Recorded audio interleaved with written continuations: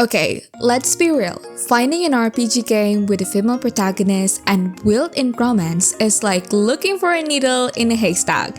Yeah, it's that rare, like super rare. I really noticed this when I started looking for other games to stream besides my usual otome games.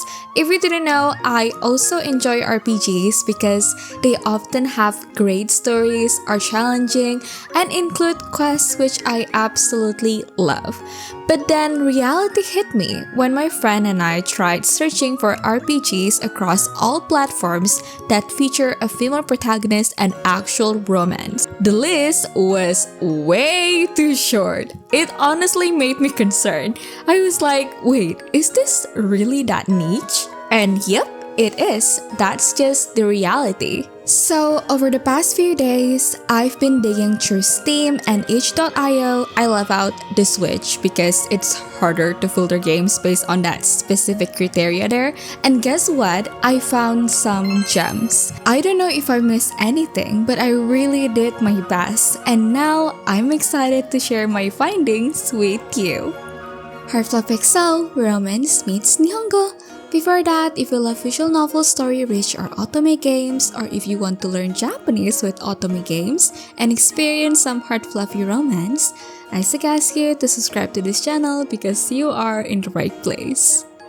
Okay, before we dive into the games, here's a quick note about the criteria I use for romance in this video. The romance has to be clearly expressed by the characters and no vague hints or imagine it yourself kind of situations. And the second, I focus on heterosexual romance since that's the type of love story I personally connect with the most. I've played 3 of the demos so far, so I will also be sharing my impressions of each. Without further ado, let's just jump into the games. The first game is Silent Kingdom, and I have to thank the person who held the Otome Festival on Steam a few days ago, because without that event, I would never discover this masterpiece. And if you didn't know about it either, where were you? Okay, same goes for me. Where was I? How did I not know about this game? So yes, this game is an otome RPG. How exciting is that? And you step into the role of Princess Erinys, you can rename her if you like, whose kingdom has fallen under the wake of a sorrowful curse. In order to save everything you have ever known and loved, you'll have to stand against the entire world and even defy the goddess herself. Like, wow, look at how powerful that setup is. So, how much weight will a withered kingdom burden your soul? As a princess, will you be loved or hated? Betrayer or betrayed? Will you seek comfort in the companionship of others, or will the demise of your kingdom seal your heart away forever? A path of thorns awaits, and how you walk, it is entirely up to you. You're the one who shapes the protagonist's fate, and yes, if you wish, you can explore romantic bonds with the 2 accompanying characters. While romance isn't required to complete the story, the relationships you build will influence how it unfolds. And I strongly suggest you romance them, because honestly, it would be such a shame if you didn't. I will explain why in a bit. Since this game has a demo, this is my impressions. First of all, the world is so beautiful. I was shocked to learn this was made by a solo dev. The art, the programming, map, mostly all done by one person? That's insane. The art alone is something I deeply appreciate. It's high quality and visually stunning. And the story? Wow, I didn't expect it to go that way. It's dark, yes, but I love that. It really makes me curious about what's going to happen next. As you can see from the trailer, each world is beautifully crafted. It already feels like a high-quality title to me. I'm genuinely satisfied. The interior designs are gorgeous. They totally reminded me of Hanayaka Nari game, especially since we also get gameplay where we can explore. The castle exploration gave me that same nostalgic vibe. And the demo already include the prologue. And we get so many CGs. The CGs are absolutely stunning. For an indie game, this is super impressive, high praise from me. Now, let's talk about the guys. Oh my gosh, they actually made me feel doki doki. They really caught my eye, especially Seneca, that boy. Wow, I just know this developer has played a lot of otome games. She did such a fantastic job with the storytelling, the atmosphere, the suspense, and of course, the romance. Again, romance is optional, but seriously, why wouldn't you go for it? I mean, female protagonist RPGs with romance are extremely rare. Take the chance when you get it. The RPG battles are also fun. I really love how immersive the character animations are in the turn-based combat and how the MC and her partner complement each other's abilities. The game is still in early access and I cannot wait for the full version to release. Can I also take a moment to praise the OST? It is beautifully done and really pulls you into the world. And the fact that the dev got funding for Japanese voice acting? That is so cool. I'm genuinely happy for her. So, if you enjoy dark fairy tales and games where your decisions truly matter, this is an adventure where you shape the fate of the protagonist. Highly, highly recommend to check it out.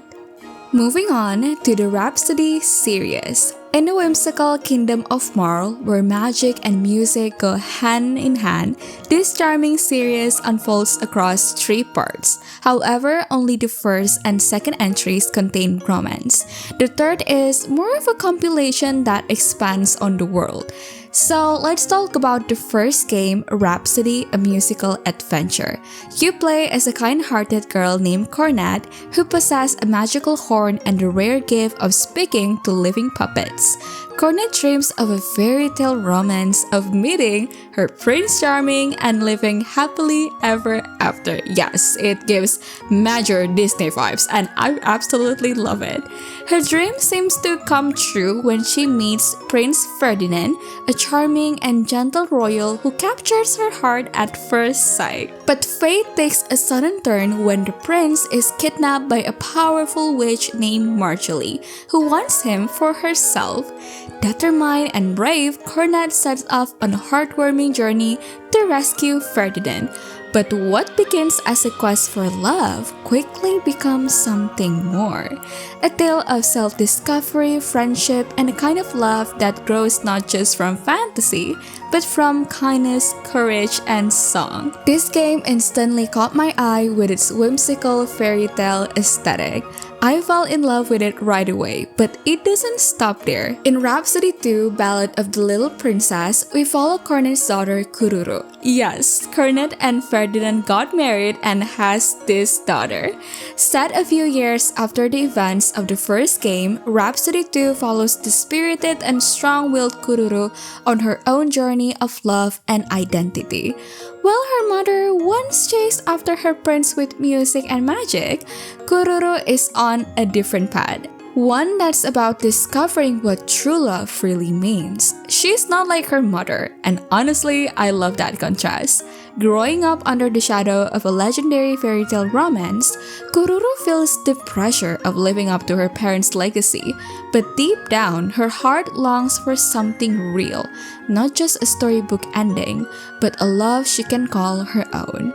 Joined by her best friend, Kreia Rosenqueen, Kururu sets off on a journey filled with laughter, mischief, musical numbers, and the growing pains of youth. More than just a sequel, Rhapsody 2 is a beautiful coming-of-age tale wrapped in color, music, and heartfelt moments. It's about finding your own voice, your own heart, and choosing your own fairy tale. This game is an absolute banger. I honestly can't wait to try it out, and I think Rhapsody 2 might be even more interesting than the first because Kururu feels so much more realistic and grounded. I love the graphics and the art. It's so 90s, full of nostalgia, yet still visually charming and entertaining. So, if you love fairy tales, whimsy, and dreamy vibes, I highly recommend checking this one out. Next up is Stand By Me. This game is still to be announced, so it's not out yet, but it already sounds incredibly promising. In this game, after a deadly accident, you wake up in the unfamiliar land of Desideria as Seal Rosenblue, a sorceress in royal military. Yes, you got isekai'd, but not like those other stories where you're transported into a novel or otome games you already know. This MC has no idea what this world is, and that makes it so much more interesting. But now, this is your life. A new path will be carved by your own hands. The world of Stand By Me is set on the Yuna continent, made up of 3 countries, Desideria, Kantara, and Idris. Trapped in a world you don't recognize and with no way to return home, you try to play the role of Ciel Rosenblue. But you're not Ciel. You're a modern misfit thrown into this archaic fantasy world, and you have your own thoughts, opinions, and values. Will you stand firm in your beliefs, or will you begin to question your allegiances? This game is an otome RPG with 5 love interests, and I'll just say it now, I've met 4 of them in the demo, and they definitely caught my attention. Stand By Me really surprised me in a good way. It's also an otome RPG like Silent Kingdom, but the vibe is very different. While Silent Kingdom leans into a darker tone, Stand By Me is lighter and more comedic, while still offering solid storytelling. I know the isekai theme sounds a bit overdone, but this game managed to give it a fresh twist. Unlike Silent Kingdom, this one doesn't have a traditional battle system. Instead, it introduced a choice-based combat system, but here's the fun part. The battles are shown in full-color comic strip panels. And I love it. It was so fun, and I honestly laughed out loud because of how dynamic and entertaining the character interactions were. Like the banter between Kiel and Ciel. It's hilarious and totally unexpected. So well written. And also, Caius, how do I pronounce this name? Caius? Okay, I don't know. But he's ridiculously handsome. They even included small comic panel style interactions with the allies, and it's honestly such a breath of fresh air. I love it so much. I can already imagine scenes in my head. That's how obsessed I am, and I can't wait to romance him. This game leans more into exploration and stat building, where you grow your knowledge, abilities, and social skills. I really enjoy how you can explore different areas, and while the map looks simple at first glance, it's actually beautiful. It even reminds me a bit of Hanaya Kaneri as well, especially the mentioned areas and shopping district. My favorite spots so far are the shops, her bedroom, and the dining room. I also really appreciate the attention to tiny details, like yes, we get served breakfast and dinner, and the menu changed every time. I was like, what? I love that. The devs clearly care, and it shows. Another thing, the town actually feels alive. Every day in town feels different. It's not just the same loop NPC behavior. The villagers don't feel like robots, they really feel like they're living their own lives. It adds so much immersion. Honestly, I could talk forever about this game, and I seriously can't wait for the full version and to romance all the guys. Each of them is so different, and I love how DMC's personality also shifts slightly depending on who she's interacting with. I just love them. I know the devs need more time to work on it, and even though I gasped a little when I saw the planned release date, like OMG, I'm going to be older by then, I'm willing to wait. For a game this good, take your time, I'll be here. This is honestly the game I've been wanting for years in the RPG space, and I'm so glad the devs decided to make it. They've done an incredible job so far. By the time I'm recording this video, the game still has a Kickstarter campaign running, so if you have played the demo and enjoyed as much as I did, consider supporting them. Up next is a game that's quite different from the others, but it really intrigued me the moment I found it. And it is called Sword and Fairy 7, also known as Sword and Fairy Together Forever. It's a standalone title, so you don't need to play the previous games to enjoy it. It's a Chinese RPG, and since I'm a sucker for fantasy and Chinese folklore and culture, I was instantly in. In this game, the realm of humans, deities, and demons coexist, but centuries of tension are pushing their fragile peace toward chaos. Amid this unrest, a young woman named Yue Qingxu, a disciple of the Mingxu sect, crosses paths with Xu Wu, a general from the heavenly realm, sent on a mission to prevent catastrophe. Though they come from entirely different worlds, fate binds them together. As they journey through treacherous lands, uncover ancient secrets, and fight powerful enemies, their bond deepens, challenging not just their beliefs, but also the cosmic rules that divide mortals from the divine. Sword and Fairy Together Forever is a story of quiet love, destiny, and the eternal struggle between duty and desire. It poses the timeless question: can love truly overcome the divide between heaven and earth?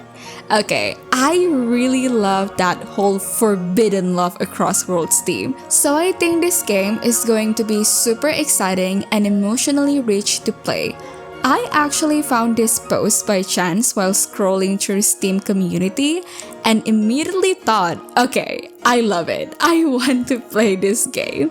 If any of you have already played it, please tell me your impression in the comments. The next game is The Legend of Heroes Trails in the Sky. It's not exactly a secret that this game has romance in it, and it's also one of the more popular entries from the franchise. We're also getting a remake soon, which I cannot wait for because it means I can finally dive into the story with a fresh, immersive experience. If you didn't know yet, the game is split into 2 chapters, and in the first chapter, set in the peaceful kingdom of Liberl, we follow Steelbright and her adopted brother Joshua as they embark on a journey to become full-fledged bracers, protectors of peace and justice. What starts off as a simple adventure slowly evolves into something much bigger as they uncover a conspiracy threatening the entire nation.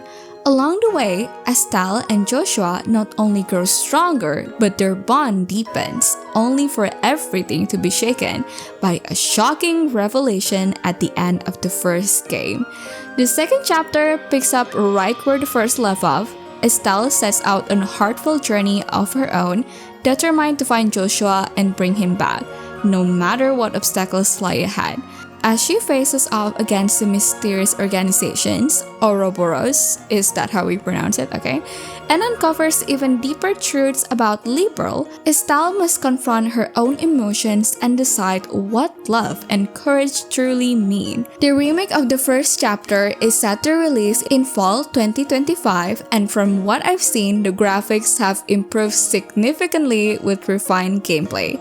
I'm honestly so excited to finally dive into it fully and experience the story the way it deserves. Last but not least is Celestine 1 of 11. In this game, you join Celestine and Secta on a mysterious quest filled with twists and turns in this otome RPG. In this game, you will make meaningful decisions that will determine their ending, you will explore a town presented in a charming pixel game format, and even meet another male love interest in a cameo. You play as Celestine, who wakes up in a world where one of her past lives once existed. On Secta's route, he promised to help Celestine study and learn magic in hopes of finding a way for her to return home. The game has a demo that covers a side quest, and this is my impression after playing it. First of all, the game looks absolutely gorgeous with its pixel art. It's stunning and gives off this dreamy fantasy vibe. They did an amazing job delivering a 3D pixel art style with a whimsical, ethereal feeling, which is actually pretty rare to find in games. I was completely in awe of the sparkles and the magical atmosphere it created. That said, since it's still just a demo, there's definitely a room for improvement. Because of the 3D format, we can clearly see the pixel sprites, and I really hope the devs will add more dynamic movements between characters during conversations to make everything feel more immersive. I noticed that the MC and the ally often talk to each other without actually facing each other. They just stare straight ahead like NPCs in idle mode. And this also applies to background characters who simply face forward without any interaction or life, making the town feel a bit static. But again, it's just a demo, so there's a good chance these things will be added or polished in the full version. Honestly, I think this game has so much potential. The CGs are absolutely beautiful, especially the ally cameo. I'm sorry, Sekta, but I think I like him more. I can't wait to see all the love interest sprites and the side characters too. This game is just so adorable. You can find it on itch.io if you're curious. So that's it guys, all of my RPG findings with female protagonists and romance. I hope you found a new game to explore from this video, and if you do try any of them, let me know your thoughts in the comments so we can discuss it together. I really hope in the future we get more RPGs like this. Romance told from a female protagonist perspective deserves more love. If I miss any RPGs that feature a female lead with clearly written heterosexual romance, or even otome style RPG you know of, feel free to share them below. And if you love RPGs with emotional storytelling and romantic depth, you might just fall in love with the otome genre, where romance, heartfelt choices, and character-driven narratives take center stage. I highly recommend checking out this video right here because it might just introduce you to something magical you have been missing.